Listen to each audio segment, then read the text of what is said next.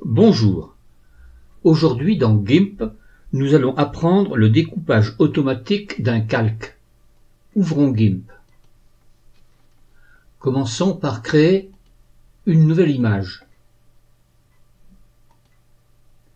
Dans cette nouvelle image, au-dessus de l'arrière-plan, créons un nouveau calque. Dessinons un encadré avec l'outil rectangle. Nous allons mettre un fond. Choisissons cette couleur. Allons dans Édition et remplir avec la couleur de premier plan. Ensuite, sélection aucune. Sur ce cadre rectangulaire, nous allons mettre un titre. Appuyons sur l'outil texte. Et dans le cadre, ici, nous allons écrire bonjour. Cliquons sur la couleur de la police. Choisissons du noir.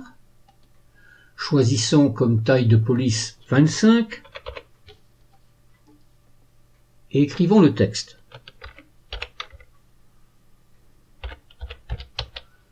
Mettons le texte en surbrillance. Et nous allons le centrer. Dans l'option des outils, dans Justification, allons sur Centrer. Ensuite, cliquons devant le B de Bonjour et appuyons sur Entrée pour centrer le texte.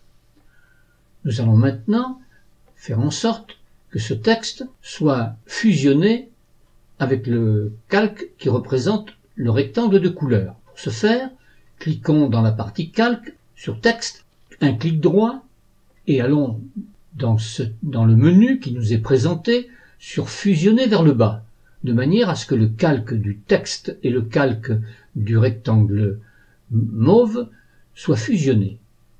C'est fait. Maintenant, nous n'avons plus que 2 calques au lieu de 3.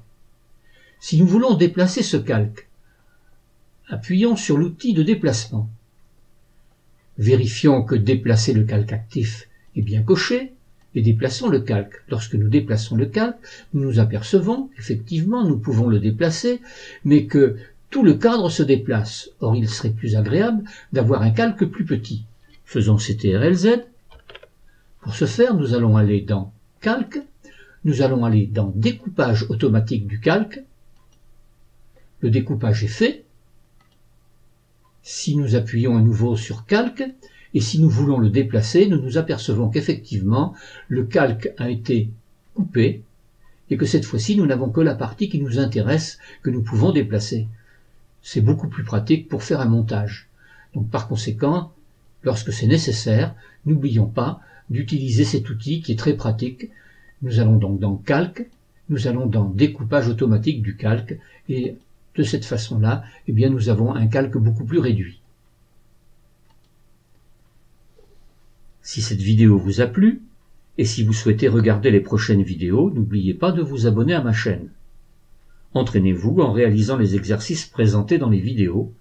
Vous pourrez ainsi progresser rapidement dans la maîtrise du logiciel GIMP.